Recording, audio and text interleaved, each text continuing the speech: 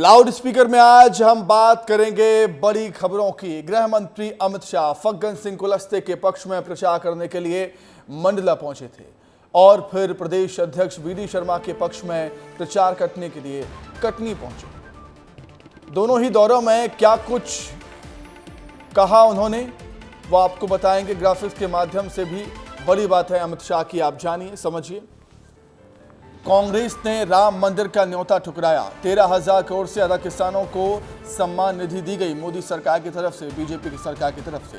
4 करोड़ लोगों को स्वास्थ्य का खर्चा पीएम मोदी ने दिया है। पीएम मोदी ने बनवाया है राम मंदिर। राम लला टेंट में बर्थडे नहीं मनाएंगे, भव्य आयोजन होगा रामनवमी के मौके पर। कांग्रेस ने राम मंदिर का न्योता भी ठुकरा दिया था। कांग्रेस पर आरोप लगाए कांग्रेस वोट बैंक की राजनीति करती है, तुष्टीकरण की राजनीति करती है। ये भी बड़ी बातें गृह मंत्री अमित शाह ने अपने संबोधन में कही थी। कटनी और मंडला में पहुंचे हुए थे अमित शाह बीजेपी प्रत्याशी के पक्ष में प्रचार करने के लिए। तो गृह मंत्री अमित शाह ने क्या कुछ कहा था अपने दौरे पर, आइए आपको सुनाते हैं। ये परिवारवादी गठबंधन, उनका उद्देश्य क्या है? महाराष्ट्र में शरद पवार है, उनका उद्देश्य है अपनी बेटी को मुख्यमंत्री बनाना। उद्धव ठाकरे का उद्देश्य है अपने बेटे को मुख्यमंत्री बनाना। तमिलनाडु में स्टालिन का उद्देश्य है अपने बेटे को मुख्यमंत्री बनाना। बंगाल में ममता दीदी का उद्देश्य है अपने भतीजे को मुख्यमंत्री बनाना। और सोनिया जी का उद्देश्य है राहुल बाबा को प्रधानमंत्री बनाना। मोदी जी ने धारा 370 को 5 अगस्त 2019 को समाप्त कर कश्मीर को हमेशा के लिए भारत के साथ दिया। भाई और बहनों, एक कांग्रेस पार्टी आज भी कहती है कि धारा 370 हटाकर क्या करना था। भाई और बहनों, मैं आज कांग्रेस पार्टी को कह देता हूं, सपने में भी आप शासन में नहीं आ सकते, मगर आ भी गए कभी कभार आ भी गए तो धारा 370 को हाथ मत लगाना। वो भारतीय जनता पार्टी के कार्यकर्ताओं का फैसला है। ये कश्मीर, इसको भारत से कोई छीन नहीं सकता। तो गृहमंत्री अमित शाह बीजेपी पर जमकर बरसे थे, माफ कीजिएगा कांग्रेस पर जमकर बरसे थे। बीजेपी की उन्होंने जो योजनाएं थी जनता तक पहुंची हैं उनका जिक्र भी किया था। और इसी पर अधिक चर्चा करने के लिए सीधे हम रुख करेंगे। दुर्गेश साहू हमारे साथ जुड़ गए हैं। दुर्गेश, कई बड़ी बातें गृहमंत्री अमित शाह ने कही हैं, कांग्रेस पर जमकर निशाने साधे हैं। राहुल गांधी कांग्रेस पर कई बड़े आरोप लगाए। सिलसिलेवार तरीके से हम एक एक करके सभी पर बात करेंगे, लेकिन सबसे पहले बात करना चाहूंगा मैं परिवारवाद को लेकर। जिस तरीके से बीजेपी पार्टी परिवारवाद को लेकर कांग्रेस को घेरती आई है, एक बार फिर से गृहमंत्री अमित शाह के संबोधन में हमें वो बात नजर आई, परिवारवाद। बिल्कुल, देखिए आए जरूर थे आदिवासी क्षेत्र में प्रचार करने, लेकिन जब संबोधन हुआ तो उसमें राष्ट्रीय मुद्दे हावी रहे और केंद्रीय गृह मंत्री ने सीधे तौर पर कांग्रेस को अपने निशाने पर लिया और जो परिवारवाद की राजनीति लगातार जो है सत्ता का केंद्र बिंदु बनी हुई है उस पर ही चर्चा हुई। अमित शाह ने साफ तौर पर कहा कि जिस तरीके से पूरे देश में 55 साल राज करने वाली कांग्रेस पार्टी ने कभी भी किसी दूसरे या छोटे कार्यकर्ताओं को बड़ी ऊंचाइयों तक नहीं पहुंचाया, केवल परिवारवाद की राजनीति रही। और यही स्थिति इंडिया गठबंधन के बाकी पार्टियों की भी है, फिर चाहे वो महाराष्ट्र की बात कर लें, बिहार की बात कर लें, उत्तर प्रदेश की बात कर लें या फिर ममता बनर्जी पश्चिम बंगाल की बात कर लें। उन्हें सभी को निशाने पर लिया और सभी के लिए यही कहा कि वो अपने परिवार के लोगों को ही या तो मुख्यमंत्री बनाना चाहते हैं या फिर प्रधानमंत्री बनाने का सपना देख रहे हैं। लेकिन बीजेपी ऐसा नहीं कर रही है। बीजेपी जो है एक निचले स्तर के कार्यकर्ता को भी उठाकर एक उच्च पद पर बिठा देती है और हर वर्ग को साथती है, हर वर्ग को साथ लेकर आगे बढ़ती है। तो आदिवासियों के बीच संबोधन करते हुए केंद्रीय गृह मंत्री अमित शाह ने राष्ट्रीय मुद्दे उठाए, परिवारवाद का एक अहम मुद्दा उठाया, इसके साथ साथ धारा 370 की बात की। कश्मीर की बात की, विकास की बात की और इसके साथ साथ कांग्रेस के 55 साल के राज पर भी निशाना साधा। उन्होंने कहा कि आदिवासियों को लेके, चूंकि ये आदिवासी क्षेत्र और हम हमेशा से चर्चा कर रहे हैं कि महाकौशल की जो 4 लोकसभा सीटें हैं उनमें से आदिवासी एक बड़ा फैक्टर रहेगा इस चुनाव में, और जिस तरह की रणनीति बीजेपी के लिए इस चुनाव को लेकर चल रही है उससे बिल्कुल साफ बिल्कुल तौर पर देखिए, जाहिर है। और भी कई बड़ी बातें थी, उन पर भी हम आएंगे। और भी कई बड़ी बातें थी दुर्गेश, उन पर भी हम आते हैं। उनमें से एक बड़ी बात राम मंदिर का निर्माण जब हुआ तब हम सब यही कह रहे थे कि लोकसभा चुनाव में यह मुद्दा काफी गूंजेगा, वो गूंज भी रहा है। राम मंदिर का भी जिक्र अमित शाह करते हुए नजर आए थे कि रामलला अब टेंट में नहीं है, टेंट में रामलला अब बर्थडे नहीं मनाएंगे, एक भव्य आयोजन होगा रामनवमी के मौके पर, जो मंदिर का निर्माण यहां पर हुआ है अयोध्या में। देखिए, ये सब बातें तो हम लगातार कर रहे हैं जब से भगवान राम की प्राण प्रतिष्ठा हुई अयोध्या में, उसके बाद से एक माहौल बन गया है और ये पूरा माहौल को भुनाना बीजेपी की जो है एक तरीके से रणनीति है, यूँ कहें कि चुनावी एजेंडा भी हमेशा से रहा है। और यही वजह है कि अब जब जब कहीं भाषण होते हैं, जब जब कहीं राष्ट्रीय नेता बीजेपी का बोलता है तो राम मंदिर का जिक्र जरूर करता है। और राम मंदिर को लेकर देखिए, भगवान राम को लेकर जो भावनाएं देश में हैं, वो चाहे छोटा जिला हो, चाहे छोटी लोकसभा हो, विधानसभा हो, या फिर किसी भी वर्ग का बात हो, चाहे वो आदिवासी हो, महिला हो या पिछड़ा वर्ग हो, उन सभी में राम को लेकर एक अलग भावनाओं का स्रोत बहता है। और यही वजह है कि आज भी जब केंद्रीय गृह मंत्री अमित शाह संबोधन कर रहे थे तो उन्होंने ये बात जरूर कही कि 500 सालों तक जो है भगवान राम अपने घर पर नहीं बैठ पाए, और आज बीजेपी ने जैसे ही 2014 के बाद अपना सरकार चलानी शुरू की, सुप्रीम कोर्ट से भी फैसला जल्द आ गया, उस फैसले के बाद निर्माण कार्य भी बहुत तेजी से हुआ और आज रामलला जो है अपने घर पर विराजमान है। और रामनवमी को लेकर उन्होंने खासतौर पर यहाँ पर कहा कि रामनवमी जब होगी तो इस बार रामलला जो है अपने घर पे ही अपना बर्थडे मनाएंगे। तो निश्चित तौर पर आम जनता के बीच कैसे पहुंचना है, किन मुद्दों को लेकर पहुंचना है, ये शायद बीजेपी बखूबी जानती है और उसी का इस्तेमाल आज यहाँ पर देखने और सुनने को मिला हमें। जी, निश्चित तौर पर। और जब जब कोई बड़ा नेता पहुंचता है चुनावी रैली करने के लिए दुर्गेश, तो किसानों की बात जरूर करता है। कहने का मतलब ये है कि राजनीति में किसान सियासत का केंद्र होते ही हैं। जिस तरीके से गृह मंत्री अमित शाह ने भी कहा कि 13,000 करोड़ से ज्यादा किसानों को सम्मान निधि उपलब्ध कराई गई मोदी सरकार में, बीजेपी सरकार में, मतलब किसानों को साधने की कोशिश भी गृह मंत्री अमित शाह करते हुए नजर आए थे। निश्चित तौर पर देखिए बिना किसानों के साथ के कोई भी राजनीतिक दल सत्ता तक नहीं पहुंच सकता है। और किसान एक ऐसा वर्ग है जो आपको हर लोकसभा सीट पर बड़ी संख्या में देखने को मिलता है, क्योंकि शहरी क्षेत्र तो आप ठीक है, एक अलग माहौल होता है, वहां पर महंगाई, बेरोजगारी जैसे मुद्दों पर चर्चा होती है, लेकिन जब हम थोड़ा सा ग्रामीण क्षेत्रों में जाते हैं तो वहां पर एक बड़ा वर्ग होता है जो है किसान। और किसान सम्मान निधि एक योजना ऐसी है जिससे केंद्र सरकार या यूं कहें कि बीजेपी लगातार ये बात उठा रही है कि हमने डायरेक्ट बेनिफिट देकर सीधे किसानों के खातों में 13,000 करोड़ रुपए की राशि पहुंचाई और हर किसान को उसका सम्मान दिलाया, उसकी सम्मान निधि उसके सीधे खाते में पहुंची। और इस योजना में किसी भी तरह का कोई करप्शन नहीं हुआ। ये योजना पूरी तरीके से पारदर्शी है। दिल्ली से अगर 6,000 रुपए की राशि ट्रांसफर की गई है तो किसान के खाते में 6,000 रुपए आए हैं। इस बात का सबूत भी बीजेपी हमेशा देती है, क्योंकि जो आंकड़े उसके पास हैं उसके मुताबिक तो एक देखिए, बिल्कुल दुर्गेश, अगर तैयारियों की बात करें हम, बीजेपी कांग्रेस की तैयारियों की हम तुलना करें तो बीजेपी के बड़े चेहरे लगातार मध्य प्रदेश के दौरे पर आ रहे हैं, चाहे वो प्रधानमंत्री मोदी हो, गृह मंत्री अमित शाह हो, रक्षा मंत्री राजनाथ सिंह हो। लेकिन कांग्रेस की तरफ से जो सीनियर लीडरशिप है, जो वो मैदान में उतरते हुए नजर नहीं आई है। राहुल गांधी के अलावा उनके भी कुछ ही दौरे अभी हुए हैं मध्य प्रदेश में।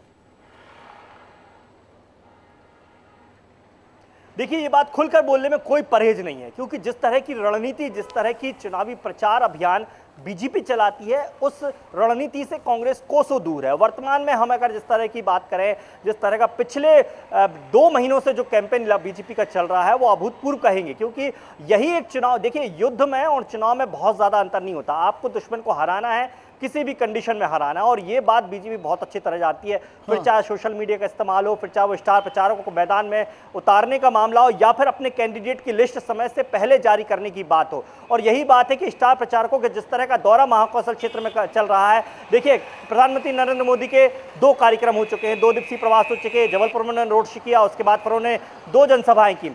केंद्रीय गृह मंत्री अमित शाह का आज मंडला में लोकसभा है, उसके बाद वो कटनी में पहुंच चुके हैं। इसके पहले राष्ट्रीय अध्यक्ष जेपी नड्डा कुल जबलपुर आ मिलाकर चुके हैं, धुआंधार प्रचार बीजेपी के स्टार प्रचारक करते हुए और बीजेपी के पक्ष में माहौल बनाते हुए मध्य प्रदेश में नजर आते हैं फिलहाल कांग्रेस की तुलना में। बहुत शुक्रिया दुर्गेश जुड़ने के लिए, तमाम बातचीत के लिए।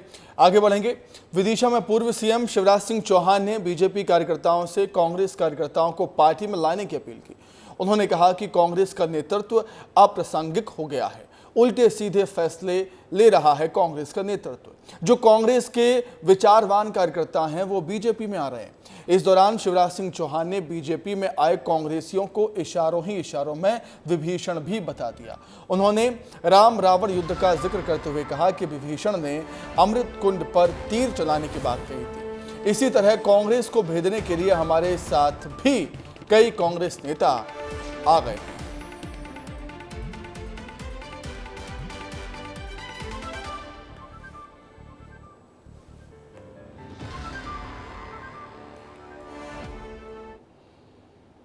जिनके वोट नहीं मिले उनसे संवाद करो और कहो कि बेकार है कांग्रेस, आओ भारतीय जनता पार्टी। कोई रिश्तेदार समान है, रिश्तेदार समाज वाले समान है, समाज वाले से सूजी हमारे पास है तो मैं भी फोन कर दूंगा, साधना भी फोन कर देगी, क्या दिक्कत है? कोई तकलीफ थोड़ी है।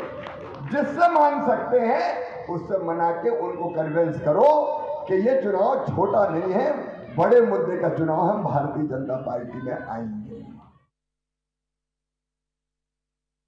आपको पता है कि रावण मरता ही नहीं था,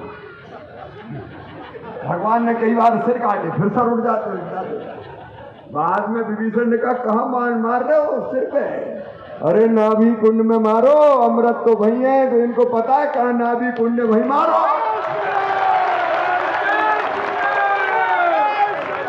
अब अपन को दिक्कत थोड़ी बताने वाले आ गए, अपन को रिकॉर्ड ऐसे ही बनेगा, शशांक जी राकेश जी वैसे नहीं बनेगा। और इसलिए अब अपन को सारी चीजें पता चल जाएंगी।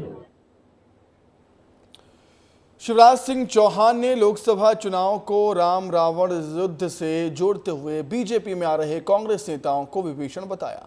तो इधर कांग्रेस के सीनियर लीडर और पूर्व नेता प्रतिपक्ष अजय सिंह ने बीजेपी में शामिल हो रहे कांग्रेसी नेताओं को कचरा बता दिया। सिंगरौली के नवानगर में पहुंचे अजय सिंह ने 29 सीटों पर जीत के दावे को लेकर भी बीजेपी पर निशाना साधा है। बहुत अच्छी स्थिति लग रही है और कितनी सीटें आएंगी तो समय बताएगा, लेकिन इनकी 29 सीट नहीं आएंगी मुझे मालूम। इस बार भाजपा का खाता खुलेगा कि नहीं ये लग रहा है। विधानसभा में बहुत बड़ा खेल हुआ है और ये अभी सार्वजनिक तौर से कहने लायक नहीं है क्या क्या हुआ है, लेकिन लोकसभा में वो संभव है। लोग क्या कह रहे हैं जो जा रहे हैं उनके लिए कि कचरा आ रहा है। अब उनको सोचना चाहिए जो जा रहे हैं कि वो कचड़े में उनकी गिनती हो गई तो उनको रहना चाहिए वहां कि नहीं रहना। और इन्हीं बयानबाजियों पर चर्चा करने के लिए हम सीधे रुख करेंगे। हमारे सहयोगी सूरज तिवारी हमारे साथ जुड़ गए हैं लाइव। सूरज, लोकसभा चुनाव नज़दीक है, आरोप प्रत्यारोप लगाए जा रहे हैं, वार पलटवार हो रहे हैं और अब सियासत में विभीषण की एंट्री भी हो गई है मध्य प्रदेश में।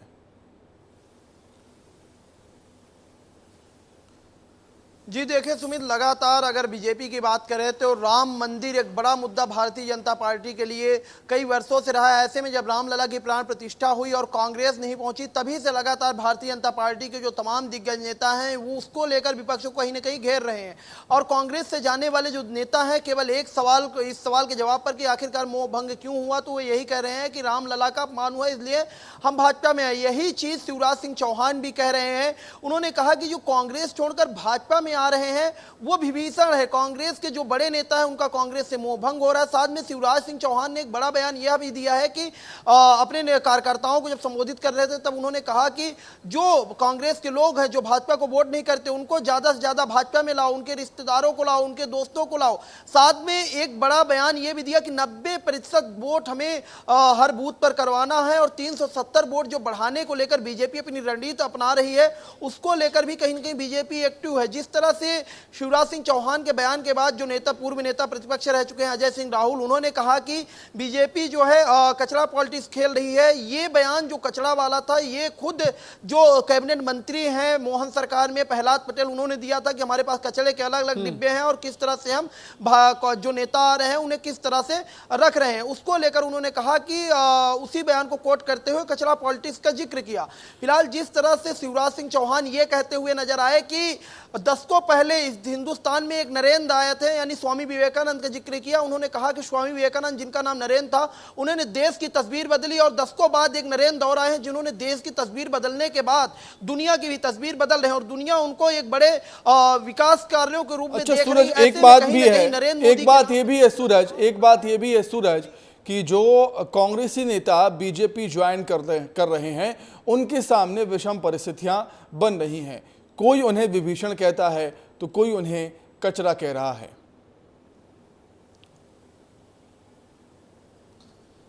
जी देखिए, निश्चित तौर पर कि जिस तरह से पहले जो कांग्रेसी आए, जब उनसे मैंने सवाल किया, कई दफ़ा ऐसा भी हुआ, चाहे सुरेश पचौरी हो, चाहे जो तमाम दिग्गज नेता शामिल हुए, तो विस्तार न्यूज़ ने जब उनसे सवाल किया कि कहाँ मोह भंग हुआ, क्यों कांग्रेस छोड़ दी, दशकों से आप कांग्रेस की राजनीति कर रहे थे, कांग्रेस ने क्या कुछ नहीं दिया आपको, सिर्फ एक जवाब कि राम का अपमान हुआ, रामलला की प्राण प्रतिष्ठा में कांग्रेस नहीं पहुंची।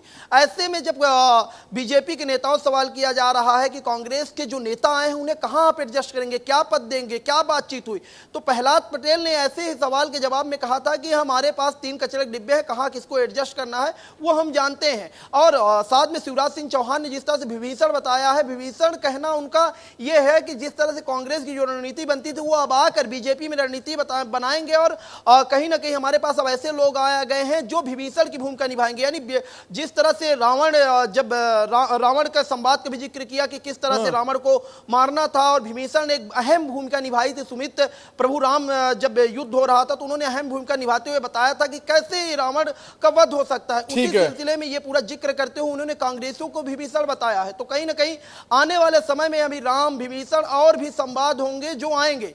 फिलहाल जिस तरह से पॉलिटिक्स हो रही है, राम के बाद अब विभीषण और उसके बाद कांग्रेस का बयान की बीजेपी में जो नेता जा रहे हैं वो कचड़े की तरह है, तो कहीं ना कहीं आने वाले समय में और ऐसे बयान सामने आ सकते हैं। सुमित, सूरज, बहुत धन्यवाद, बहुत शुक्रिया आपका तमाम जानकारी के लिए, बातचीत के लिए।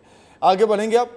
मध्य प्रदेश में सिर्फ छिंदवाड़ा ही एक ऐसी संसदीय सीट है जिस पर बीजेपी मात्र एक बार जीत हासिल कर पाई है, लेकिन इस बार का लोकसभा चुनाव इस सीट के लिए बिल्कुल अलग है।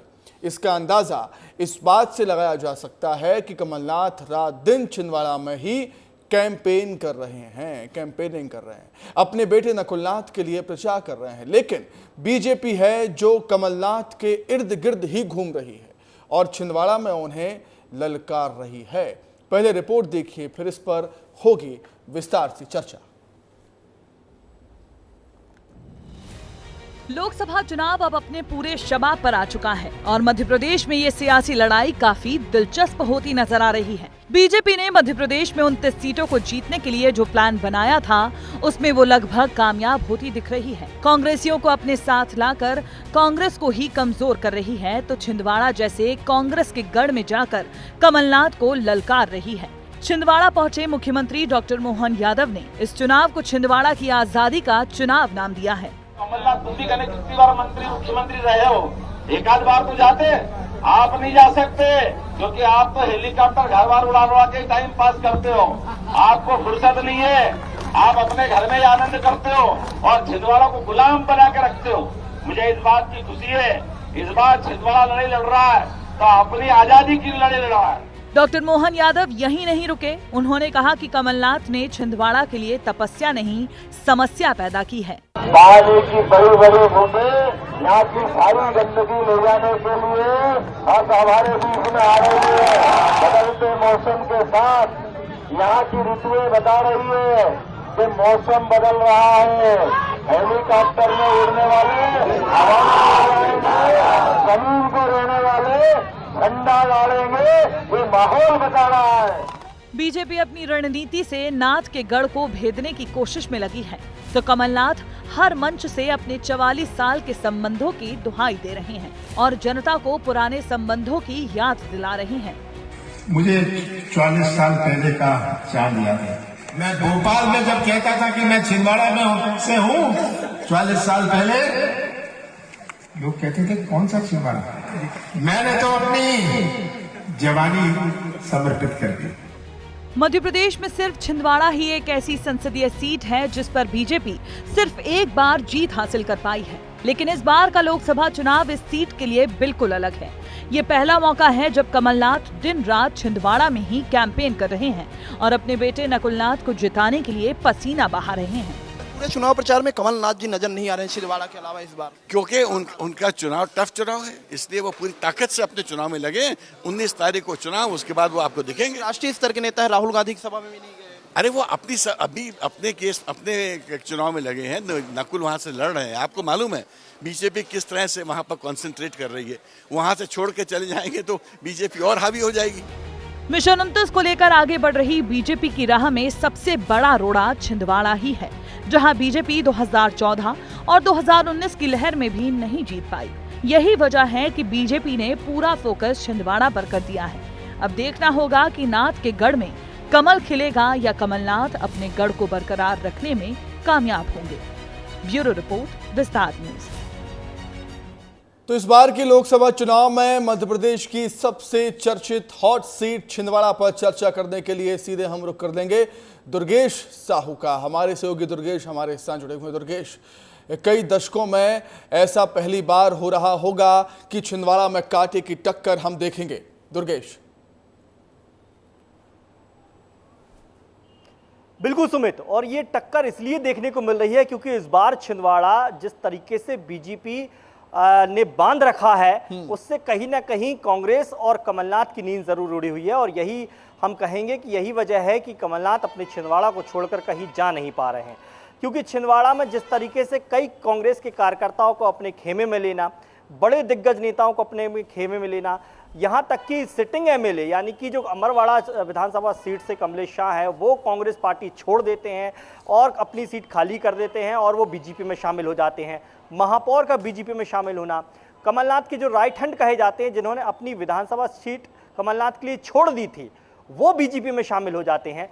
ऐसे में कहीं ना कहीं कांग्रेस के लिए अब ये चिंता का सबब बना हुआ है कि वो चुनाव कैसे लड़े और किन पर भरोसा करके लड़े, क्योंकि जिन पर भरोसा वो कर रही है वो उसका साथ छोड़ रहे हैं और बीजेपी का दामन थाम रहे हैं।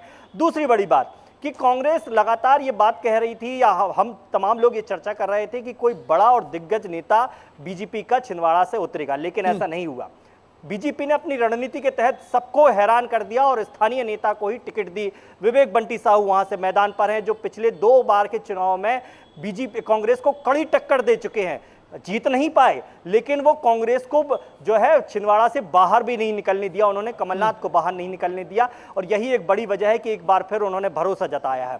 तीसरी बड़ी बात मैं कहूंगा, देखिए बीजेपी के तमाम बड़े नेता लगातार छिंदवाड़ा सीट पर बने हुए हैं। मुख्यमंत्री मोहन यादव बने हुए हैं, बीडी शर्मा जा रहे हैं, प्रहलाद पटेल जा रहे हैं, बड़े बड़े दिग्गज नेता वहां पर जा रहे हैं, लेकिन अब तक प्रधानमंत्री नरेंद्र मोदी का दौरा छिंदवाड़ा का नहीं आया है और यही सबके लिए बड़ी जो है हैरानी वाली बात है। और कहते हैं ना इंतजार जिसे सबसे ज्यादा होता है वो यही होता है, क्योंकि 2014 2019 में प्रधानमंत्री नरेंद्र मोदी का दौरा छिंदवाड़ा में नहीं हुआ, एक भी सभा नहीं हुई और यही वजह है कि अब जब कुछ दिन बचे हुए हैं, प्रधानमंत्री नरेंद्र मोदी जबलपुर आ चुके हैं, बालाघाट आ चुके हैं, छिंदवाड़ा कब जाएंगे। और अगर छिंदवाड़ा वो चले जाते हैं, जैसी जनसभा उनकी होती है वैसी जनसभा हो जाती है, तो पर इसमें कोई दो राय नहीं कि इस बार के छिंदवाड़ा के जो परिणाम आएंगे वो सबको चौंका देंगे। बिल्कुल दुर्गेश, छिंदवाड़ा में कांटे की टक्कर इसलिए हम कह रहे हैं दुर्गेश, छिंदवाड़ा में कांटे की टक्कर इसलिए हम कह रहे हैं क्योंकि पहली बार ऐसा हो रहा है चुनाव में कि कमलनाथ के उनके करीबी उनके साथ नहीं है, मतलब कमलनाथ पहली बार चुनाव में अकेले पड़ गए हैं। बिल्कुल सुमित, और देखिए मैं यही बात बताया मैंने आपको कि बीजेपी ने इस बार छिंदवाड़ा के जो किले को चारों तरफ से घेरा है।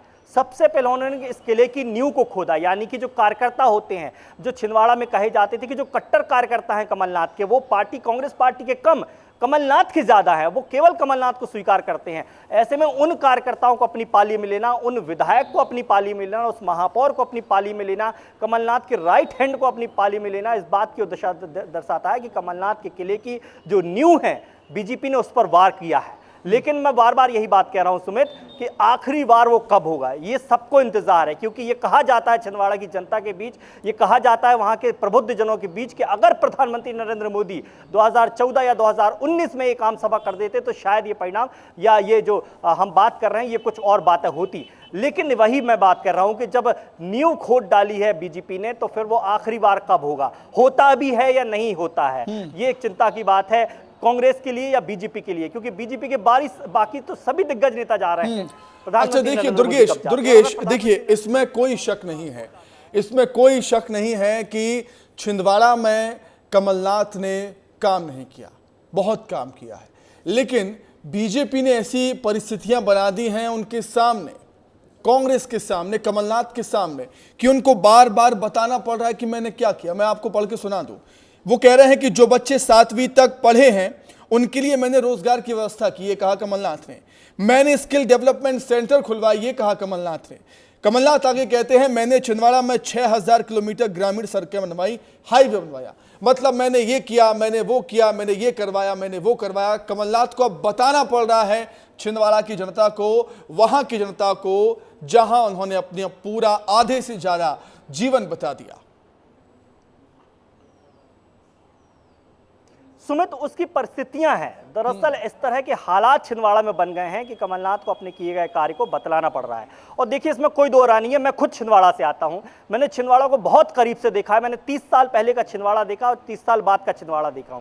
30 साल पहले जो एक प्योर आदिवासी क्षेत्र था, आज वो छिंदवाड़ा की तस्वीर बदली है और उसमें देखिए कोई दो राय नहीं है। मैं इस बात को कहूंगा कि हाँ, कमलनाथ ने वहां पर बहुत काम किया है। लेकिन जो परिस्थितियां पिछले 10 सालों में बदली हैं देश में, जिस तरह का माहौल बना है, जिस तरह के हालात बन गए हैं और जिस तरह की अब जनता की भी कहीं ना कहीं एक बात कहूंगा कि जनता के बीच ये बात आती है या बीजेपी पहुंचाने में कामयाब हो रही है कि जो परिवारवाद। देखिए छिंदवाड़ा में 40 साल से कमलनाथ सांसद हैं। जब उन्होंने उपचुनाव लड़ाया तो अपनी पत्नी को चुनाव लड़ाया, फिर उसके बाद जब वो मुख्यमंत्री बन गए तो उन्होंने अपने बेटे को चुनाव लड़ा दिया। यानी कि बीजेपी को वो मौका दिया है कमलनाथ ने या कांग्रेस ने कि वो इस मुद्दे को बनाए कि जब जब मौका मिला वहां पर चेहरे बदलने का, तब तब कमलनाथ ने केवल अपने परिवार वालों को वहां पर मौका दिया, अपनी पत्नी को मौका दिया, अपने बेटे को मौका दिया। तो ये एक मुद्दा जो है ये बीजेपी ने बना लिया है और ये बीजेपी के कार्यकर्ता वहां पर जनता के बीच जाकर ये बात कह रहे हैं कि 40 साल से एक ही परिवार पर विश्वास क्यों किया जाए, अब क्यों ना विश्वास हमको बदला जाए, एक नए चेहरे पर विश्वास किया जाए, परिवर्तन किया जाए। और फिर देखिए 40 साल से जब एक ही चेहरा जनता के बीच होता है तो 40 साल में पीढ़ियां भी बदलती हैं। हम ये नहीं कहते कि छिंदवाड़ा नहीं बदला है, छिंदवाड़ा विकास नहीं हुआ, लेकिन अब जो पीढ़ी आई है, पिछले 10 साल पुरानी जो पीढ़ी आई है, वो पीढ़ी अब कहीं ना कहीं परिवर्तन का ओर इशारा कर रही है। और यही चिंता की बात है कि कमलनाथ को अपने किए गए कार्य बताने पड़ रहे हैं, अपने किए गए विकास बिल्कुल ऐसी परिस्थितियां बीजेपी ने वहां पर डेवलप कर दी हैं, बना दी हैं कि कांटे का मुकाबला इस बार हम कह रहे हैं। और कांटे का मुकाबला इसलिए कह रहे हैं क्योंकि कमलनाथ पहली बार किसी चुनाव में अकेले पड़ गए हैं, उनके करीबी उनके साथ इस चुनाव में नहीं है इस बार, इसलिए छिंदवाड़ा में इस बार कुछ भी हो सकता है। दुर्गेश बहुत शुक्रिया, बहुत धन्यवाद आपका। मुख्यमंत्री डॉक्टर मोहन यादव ने आज नरसिंहपुर के मुंगवानी पहुंचकर दौरा किया और मंडला लोकसभा सीट से बीजेपी के प्रत्याशी फग्गन सिंह कुलस्ते के समर्थन में जनसभा की। इस दौरान सीएम ने कांग्रेस पर जमकर निशाना साधा। उन्होंने कहा कि आदिवासियों से लेकर मुस्लिमों को सम्मान देने का काम बीजेपी सरकार ने किया है। वोट मांगे जिंदगी भर आदिवासी के नाम पे, लेकिन राष्ट्रपति बनाने का मौका आया, आप बदल गए, आपने आज तक नहीं बनने दिया। अगर मौका मिला है तो भारतीय जनता पार्टी के माध्यम से मिला है कि आदिवासियों के लिए कौन आगे बढ़ता है। हमें गर्व है हमारे अपने नेता पर, जो एक एक बात का विचार करके एक एक व्यक्ति के लिए काम करता है। आदिवासियों को सम्मान कैसे मिलना चाहिए, यह हमारी पार्टी ने करके दिखाया। लोकसभा चुनाव को लेकर मालवा के सुसनेर विधानसभा स्तरीय बीजेपी कार्यकर्ता सम्मेलन हुआ और सभा में पूर्व मंत्री नरोत्तम मिश्रा ने दिग्विजय सिंह पर जमकर निशाना साधा। नरोत्तम मिश्रा ने कहा कि इस सीट पर पूरे प्रदेश की नज़र इसलिए है क्योंकि यहाँ जो व्यक्ति चुनाव लड़ रहा है वो ऐसे भेड़िए की खाल में छुपा हुआ है जो सनातन का नाम लेता है और सनातन का विरोध करता है। नजर आपकी विधानसभा पर, लोकसभा पर, पूरे प्रदेश की जो व्यक्ति लड़ रहा है वो ऐसी खाल को ओढ़ के लड़ रहा है, ऐसी भेड़िए की खाल में छुपा हुआ है जो सनातन का नाम लेता है और सनातन का विरोध करता है। वो सारे काम वो करता है जो सनातन पर चोट करते हैं। विधानसभा चुनाव से पहले कांग्रेस में गए पूर्व सीएम कैलाश जोशी के बेटे और पूर्व मंत्री दीपक जोशी की बीजेपी में वापसी होते होते रह गई। अचानक बीजेपी में उनकी ज्वाइनिंग टल गई। ऐसा क्या हुआ कि आखिरी वक्त में फैसला बदल दिया गया? विस्तार न्यूज से बातचीत करते हुए दीपक जोशी ने कई खुलासे किए हैं। आइए आपको सुनाते हैं। कांग्रेस छोड़कर भाजपा में शामिल होने वालों की जैसे तांता लगा हुआ है। हमारे साथ मौजूद है पूर्व मुख्यमंत्री के बेटे दीपक जोशी जी मौजूद है। आइए हमसे जानते हैं। दीपक सर आपका स्वागत है स्टार न्यूज पर। जी नमस्कार। क्या है सर आपकी घर वापसी को लेकर? क्योंकि मैं भारतीय जनता पार्टी का था, भारतीय जनता पार्टी में काफ़ी साल मैंने काम किया, छात्र राजनीति से लेकर युवा राजनीति, और युवा राजनीति के बाद भारतीय जनता पार्टी में पार्टी ने मुझे विधायक भी बनाया, मंत्री भी बनाया, विभिन्न पदों पर भी रहा। लेकिन पिछले चुनाव के दौरान मेरा एक व्यक्तिगत कारण और एक जनहित का कारण, जिसके कारण से मैंने कांग्रेस ज्वाइन की थी। माननीय कमलनाथ जी का नेतृत्व स्वीकार किया था और कमलनाथ जी के विजन के आधार पर मैं कांग्रेस के साथ काम कर रहा था। लेकिन अभी जब भारतीय जनता पार्टी में लोगों को वापस लाया जा रहा था तो बहुत से लोगों ने मुझसे कहा कि आपका जो बात थी उसको शायद पार्टी ने स्वीकार किया, पार्टी ने मध्य प्रदेश में नेतृत्व परिवर्तन किया है, इसको दृष्टिकोण रखते हुए आपको घर वापसी करना चाहिए।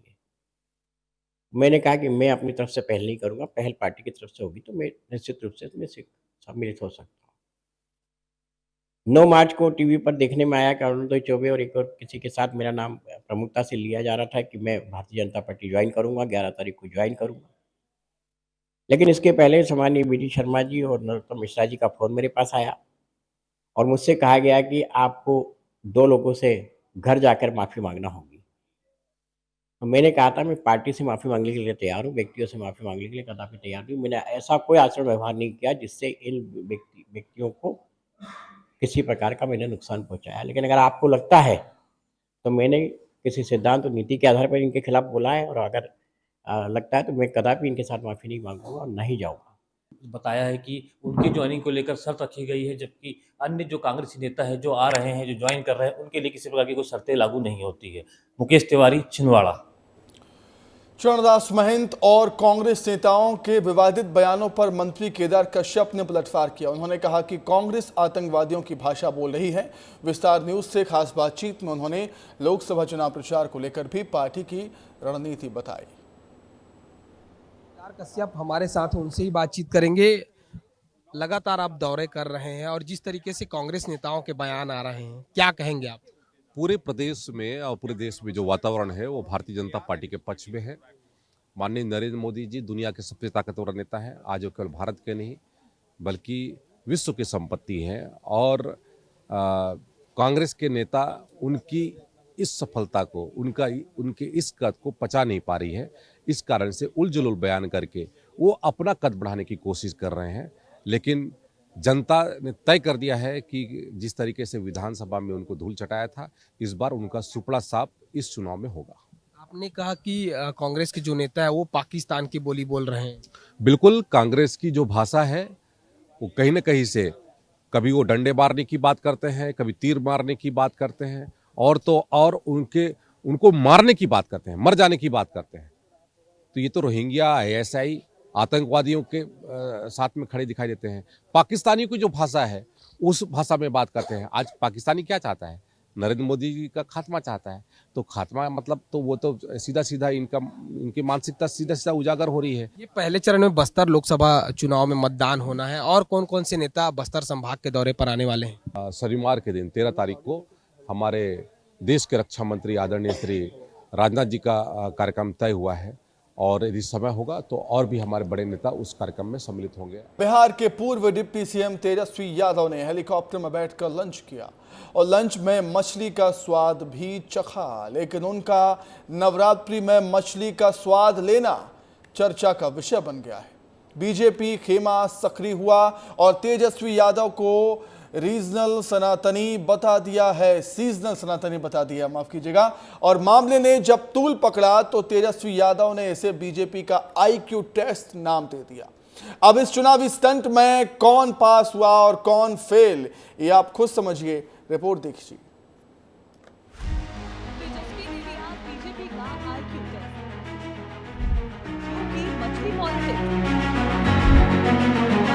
खूब चला सियासी खेल, कौन हुआ पास कौन हुआ फेल।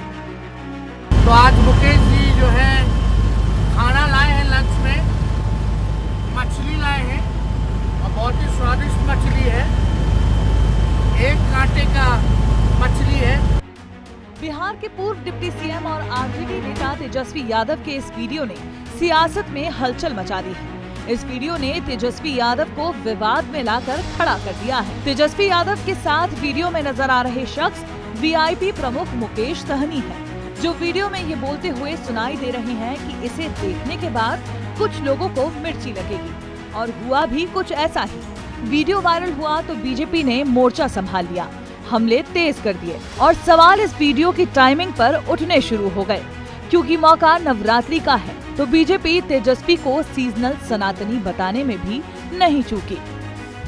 ये वोट के सौदागर हैं, न कि ये सनातनी पुजारी, ये सनातन का लवादा ओढ़ करके तुष्टीकरण की राजनीति। बिहार के उप मुख्यमंत्री विजय सिन्हा भी पीछे नहीं रहे। उन्होंने कहा कि पिता सावन में मटन बनाते हैं और बेटा नवरात्र में मछली खा रहा है। ये लोग धर्म का अपमान कर रहे हैं। कुछ लोग सनातन के संतान बनते हैं, लेकिन सनातन के संस्कार को अपना नहीं पाते। खान पान पर मुझे आपत्ति नहीं है, लेकिन सावन में भी मटन बना के खाना और खिलाना, आज नवरात्रा के अवसर पर आप जिस तरह से मछली खाते हुए ट्वीट करके क्या दिखाना चाहते हैं? तुष्टीकरण की राजनीति, वोट के लिए इतनी गिरावट। बीजेपी की तरफ से हमले तेज हुए तो तेजस्वी यादव ने चुप्पी तोड़ी और अपने वायरल वीडियो पर सफाई देते हुए कहा कि उन्होंने तो बीजेपी का आईक्यू टेस्ट लिया था। ये हम जानते थे भाजपा वाले को लोगों को मिर्ची लगेगी, इसलिए हमने आईक्यू टेस्ट जो है वो किया था। आप ट्वीट में जो वीडियो के साथ जो हमने ट्वीट डाला है उसमें साफ तौर पे डेट का जिक्र है, 8 तारीख का तारीख उसमें मेंशन है। और हमने जो आईक्यू टेस्ट जो लिया इन भाजपाइयों का, हम साबित हुए सही, है ना। तो ये लोग पढ़ते लिखते तो है नहीं, जानकारी तो है नहीं, मुद्दे की बात जो है वो करते नहीं। हम आईक्यू टेस्ट ले रहे थे इसलिए पोस्ट किया। जैसे ही तेजस्वी के चुनावी स्टंट ने सुर्खियां बटोरी तो अगले ही दिन एक और वीडियो वायरल हो गया। ये वीडियो हेलीकॉप्टर में संतरा खाते हुए बनाया और कहा कि अब बीजेपी वाले कहेंगे कि भगवा रंग का संतरा क्यों खा रहे हो।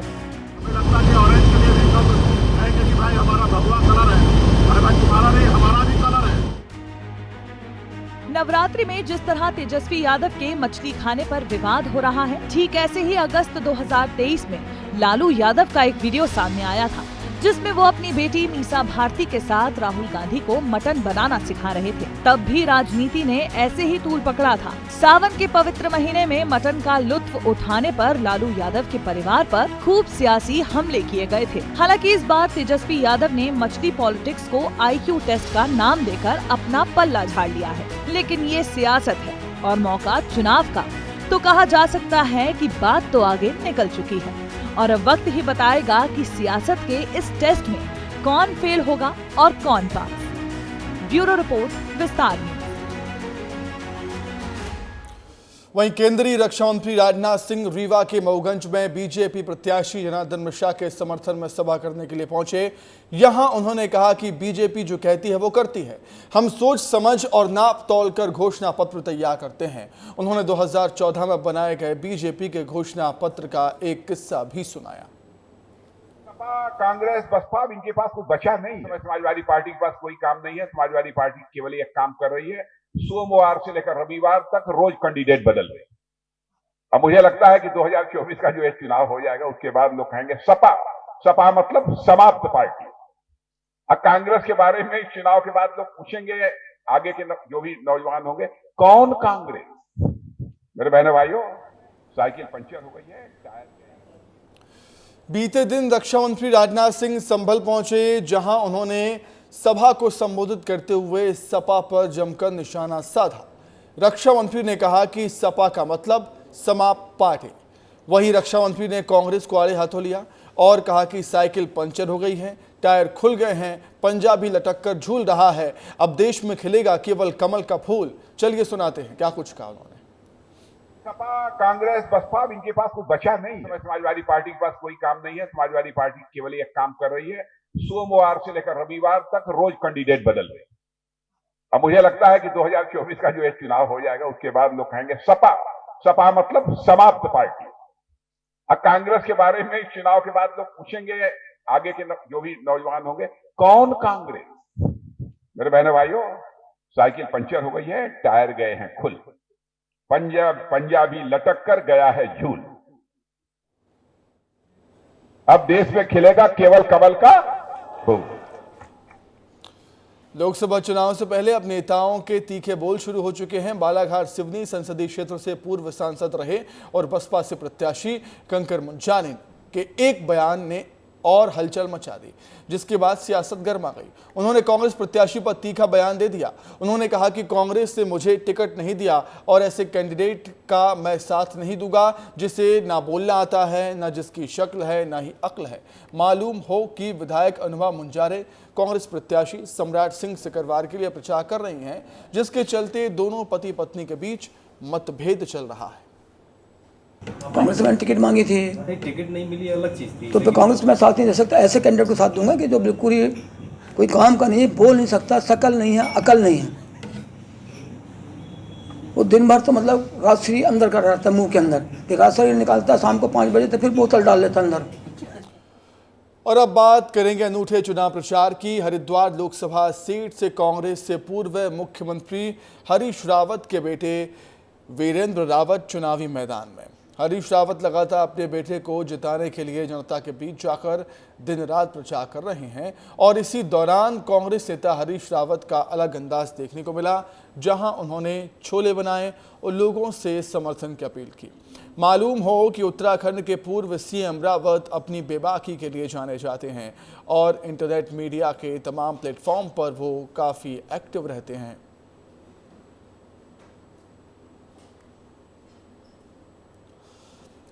तो चुनाव प्रचार के दौरान राजनेताओं के अलग अलग अंदाज हमको नज़र आते हैं। कभी राजनेता चाय बनाते, मंगोड़े तलते, कहीं बैलगाड़ी पर सवार होते दिखाई देते हैं और इसी कड़ी में हरीश रावत का भी अलग अंदाज देखने को मिला। छोले बनाते हुए नजर आए। चुनावी कैंपेन के दौरान उन्होंने छोले वहां पर बनाए हैं और कई दुकानदारों से मुलाकात भी वहां पर हरीश रावत ने की है। चुनावी दौरों में बिजी मध्य प्रदेश के सीएम डॉक्टर मोहन यादव ने उज्जैन में रबड़ी का स्वाद चखा। वीडियो सोशल मीडिया पर शेयर करते हुए लिखा, उज्जैन की रबड़ी यानी जीवन में मिठास अपार। मेरे प्रदेशवासियों के जीवन में भी रबड़ी सी मिठास घुली रहे, यही शुभेच्छा है। ये देखिए, जैसा कि हम सब कह रहे थे कि प्रचार के दौरान अलग अलग अंदाज राजनेताओं के देखने को मिलते हैं। अब जब मुख्यमंत्री डॉक्टर मोहन यादव रबड़ी की दुकान पर पहुंचे, रबड़ी का स्वाद चखते हुए यहाँ पर नजर आए। उज्जैन की तस्वीर है। उज्जैन में वो रबड़ी का स्वाद चखते हुए नजर आए थे।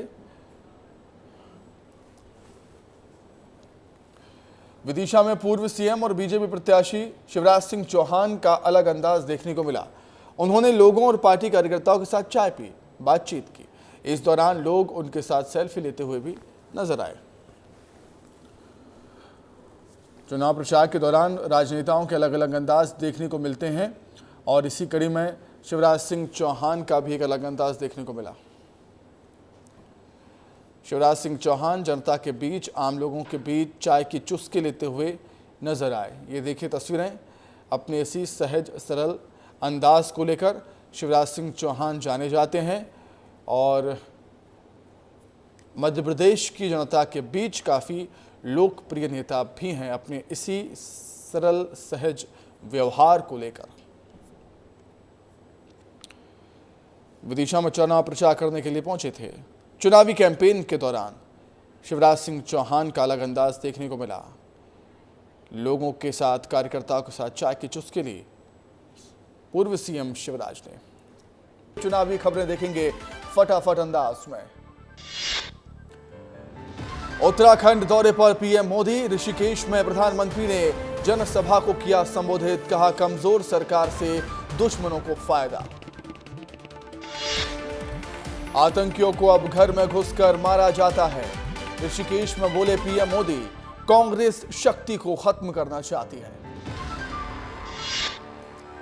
देश के लिए जान दे दूंगी, लेकिन बंगाल में नहीं लागू होने दूंगी यूसीसी और सीएए। ईद के मौके पर बोली ममता बनर्जी। मुसलमान नेताओं को बीजेपी लगातार कर रही फोन, ये भी कहा। मंडला में बोले केंद्रीय गृह मंत्री अमित शाह, गठबंधन गठबंधन चाहते हैं कि उनके बेटा बेटी आगे बढ़ें। सीएम डॉक्टर मोहन यादव भी रहे जनसभा में मौजूद। मंडला से बोले अमित शाह, रामलला टेंट में नहीं मनाएंगे बर्थडे, भव्य मंदिर में मनेगी रामनवमी। हरियाणा में स्कूल बस पलटी, 8 बच्चों की मौत, 15 से ज्यादा घायल। नशे में था ड्राइवर, फिटनेस भी एक्सपायर, स्कूल में नहीं थी ईद की छुट्टी। देश भर में आज धूमधाम से मनाई जा रही ईद। नमाज के बाद लोगों ने एक दूसरे को दी मुबारकबाद। दिल्ली के ईदगाह में ईद की नमाज की अता। नवरात्रि के तीसरे दिन मुख्यमंत्री मोहन यादव पहुंचे जबलपुर के बड़ी खेर माई मंदिर। माता की पूजा अर्चना कर लिया आशीर्वाद। कल से भोपाल लोकसभा के लिए शुरू होंगे नामांकन। तीसरे चरण में होने हैं भोपाल लोकसभा के लिए नामांकन। 19 अप्रैल तक जमा किए जाएंगे नामांकन पत्र। 8 दिनों के समय में 3 दिन की रहेगी सरकारी छुट्टी। दमोह में कांग्रेस को लगा बड़ा झटका। कांग्रेस के शहर अध्यक्ष कोमल अहिरवार ने अपने पद से दिया इस्तीफा। उन्होंने सोशल मीडिया प्लेटफॉर्म एक्स पर लिखा, जीतू पटवारी पर उपेक्षा के आरोप लगाए। दुर्ग में पूर्व मुख्यमंत्री भूपेश बघेल के 2 करीबियों पर ईओडब्ल्यू का छापा। ईओडब्ल्यू की टीम ने सुरक्षा व्यवस्था के साथ की दबिश। शराब घोटाले को लेकर की जा रही है जांच।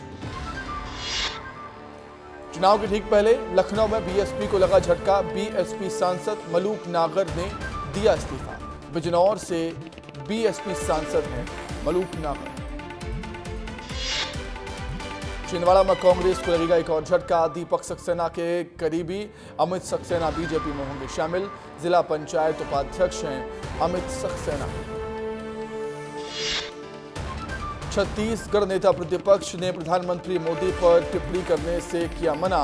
उप मुख्यमंत्री अरुण साव ने कहा कि इससे स्पष्ट हो गया कि उन्होंने जो बातें कही थी वो उन्होंने ही कही हैं।